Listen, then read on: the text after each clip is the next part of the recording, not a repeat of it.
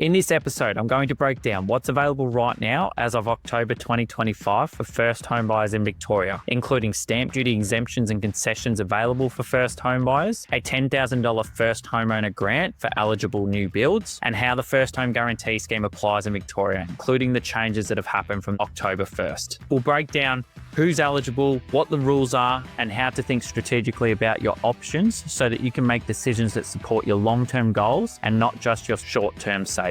So let's get into it. Hello, and welcome to First Home Unlocked, the podcast for unlocking clarity and confidence for first home buyers. I'm Jack Elliott, National First Home Buyer Specialist at Alcove. And I'm Chris Bates, ex-financial planner and mortgage broker. Together, we are on a mission to empower you with the keys to unlock your first home. Let's jump in. Welcome back to First Home Unlocked, and today it's another solo episode as we continue our deep dive into the grants and schemes that can help first home buyers get into the market with more confidence and less upfront costs. In this episode, I'm going to break down what's available right now as of October 2025 for first home buyers in Victoria, including stamp duty exemptions and concessions available for first home buyers, a $10,000 first homeowner grant for eligible new builds, and how the first home guarantee scheme applies in Victoria, including the changes that have happened from October 1st. We'll break down who's eligible, what the rules are, and how to think strategically about your options so that you can make decisions that support your long-term goals and not just your short-term savings. So let's get into it. First of all, just a quick recap of what stamp duty is. So stamp duty is a one-off government tax you pay when you're buying a property. It's calculated as a percentage of the property's value, and it can easily add $20,000 to $40,000 to your upfront costs. And that's why Victoria offers a range of exemptions and concessions for eligible first home buyers.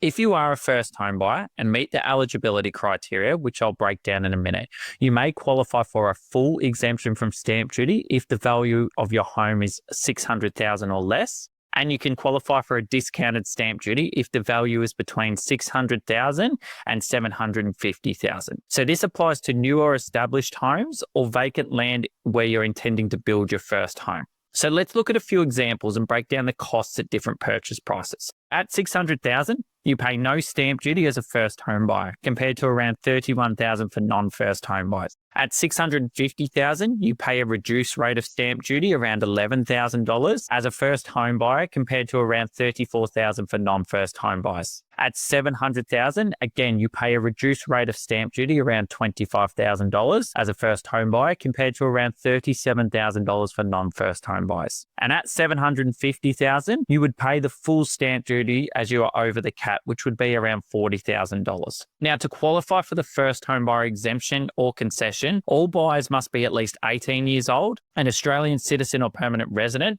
buying the property at market value, intend to live in the home as their principal place of residence. And at least one buyer must move in and live in the home as their main residence for at least 12 continuous months, starting within 12 months of settlement. So if you're buying vacant land, you must move in within 12 months of the occupancy certificate being provided, or no later than 36 months from settlement, whichever comes first. So just a couple of things to note: that if you are a current member of the Australian Army, Navy or Air Force, the residency requirement does not apply. And all purchasers must be enrolled to vote in Victorian elections to qualify. Now, if you are buying off the plan in Victoria, there is a unique stamp duty concession that could significantly reduce your upfront costs. So buying off the plan means you're buying a home before any building works have started or have finished. To be upfront, there are some significant risks you take when buying off the plan. So it's really important to weigh these up against the upfront stamp duty savings that you could potentially get. So normally stamp duty is calculated on the full purchase price or market value, whichever is higher. But with the off the plan concession, the government lets you exclude the costs of construction that hasn't happened yet. So instead of paying stamp duty on the full contract price, you're only paying duty on the land plus any completed works at the time you sign the contract. So let's break down an example. Let's say you buy an off-the-plan apartment for $620,000 and the builder confirms $465,000 of that price will be spent on construction after you sign. Your dutiable value becomes $155,000, and that's what your stamp duty is based on. So even if your contract price is over $750,000, you might still be eligible for a reduction in stamp duty as long as the adjusted dutiable value falls under the threshold. Now, to be eligible, you must meet the same criteria as the first home buyer duty exemption or concession, be buying off the plan, and have adjusted dutiable value under $750,000. Now, calculating off the plan concession stamp duty amount is based on the information that only the vendor will know, and you won't have an estimate until about 6 months prior to settlement, which can make it hard to plan in advance. And there are some other serious conditions if you're thinking about purchasing an off-the-plan apartment or off the plan in general. You can be locked into a purchase contract months or years before settlement without a finance clause. Now, this far out, you can't actually get approved with the bank for a mortgage because they need access to the property to run a valuation, which means if the bank values the property less than what it's stated on the contract that you have signed, you'll have to come up with the difference yourself or be in breach of your contract. So yes, stamp duty exemptions and concessions in Victoria can save you thousands, but as we always say, the smarter decision isn't just about reducing your upfront costs. If you're narrowing your search to stay under the $600,000 cap or the $750,000 stamp duty thresholds, and you actually have the capacity to spend more, it's worth pausing and ask, would a slightly more expensive property give you a better long-term location, a layout that suits your future lifestyle, and the ability to stay longer and avoid future upgrades or moves? A higher quality property can extend your runway, supporting you now and into future life stages like starting a family, and that can save you time, stress, and money down the track. We dive into all of this in episode 6 of the podcast, Unlocking Asset Quality, so jump in and have a listen to that one if you haven't already. Because when a property grows in value, it creates equity that you can use in the future to upgrade into a new home later on, invest in a second property, or simply feel more financially secure. So if the right home sits just above the exemption cap and you can afford the stamp duty, it might be a smarter investment in your future lifestyle, flexibility, and financial growth. Now, moving on, the first homeowner grant is available in Victoria, which is a one-off government payment to support eligible first home buyers purchasing or building a new home in Victoria. It offers a $10,000 tax-free grant for eligible first home buyers for new homes valued up to $750,000. Your new first home can be any type of residential property, including a house, townhouse, apartment, or unit. You just have to live in it as your home. So this does not apply to established homes. So to qualify for the first homeowner grant in Victoria, all people who are listed on the property title must be included in the application. If you have a spouse or partner, you must include their details in the application, even if they won't be on the title, as their circumstances are considered in the eligibility process. Now, all applicants must be 18 years old at settlement or completion of construction. At least one applicant must be an Australian citizen or permanent resident at the relevant date. For a new home purchase, that's the settlement date. And for a new build, that's the date the home is ready for occupation.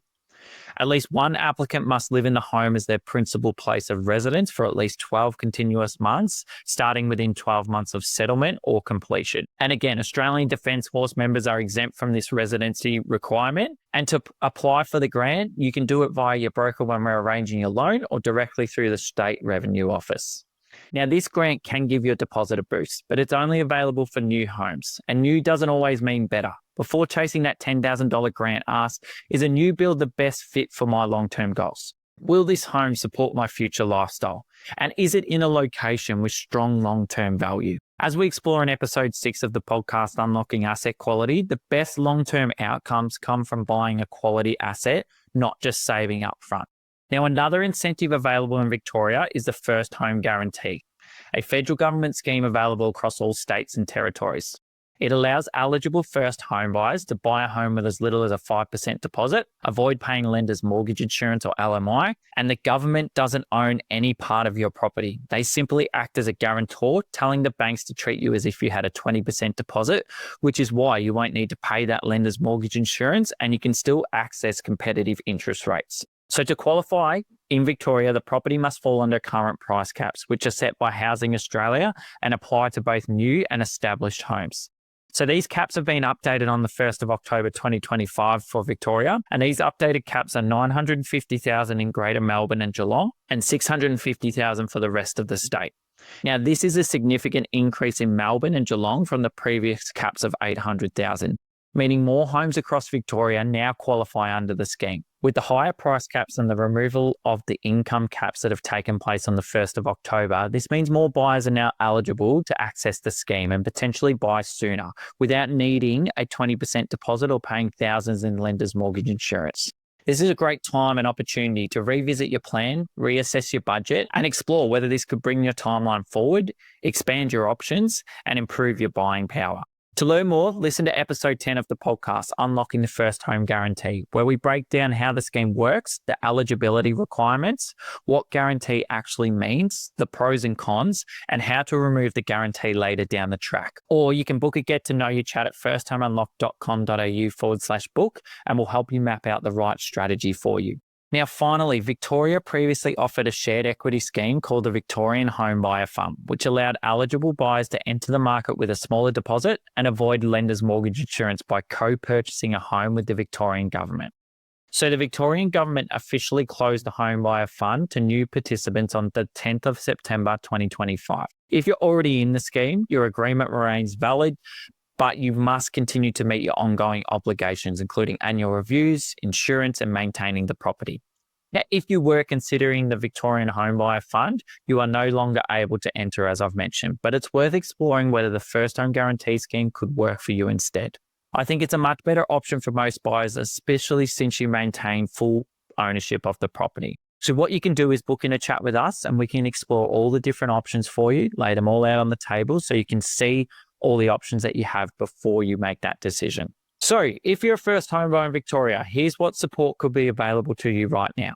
A stamp duty exemption or concession for homes up to $750,000, a $10,000 first homeowner grant for new homes under $750,000, and the First Home Guarantee Scheme, where you can buy with a 5% deposit and pay no lender's mortgage insurance. And previously available was the Victorian Home Buyer Fund, which is now closed to new participants as of the 10th of September 2025. We've included links to all the relevant resources in the show notes. But as always, the results come from when these support options fit into a clear, well thought out strategy, not when they become the driver of your decision. So start with your life plan, your ideal location, and your long-term financial goals. Then explore which incentives align with that, not the other way around. In episode 1, Unlocking Your Property Vision, and episode 6, Unlocking Asset Quality, are great places to start if you're thinking about buying your first home.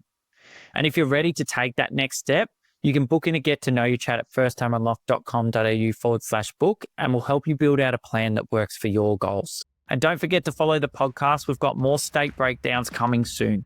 Thanks for listening, and I'll see you on the next episode. Thank you so much for listening. We'd really appreciate if you could do us a huge favour. Share this episode with any first home buyers that you know so we can help more people like you feel clear, calm and confident when purchasing their first property. You can join our Facebook group, First Home Unlocked, to continue the conversation with other first home buyers. Or if you're ready to unlock your first home, you can book a get to know you chat by using the link in the show notes or by going to firsthomeunlocked.com.au. Before we go, just a reminder that everything we share on this podcast is general in nature and not tailored to your personal situation. We always recommend seeking advice from a qualified and experienced professional when making financial decisions.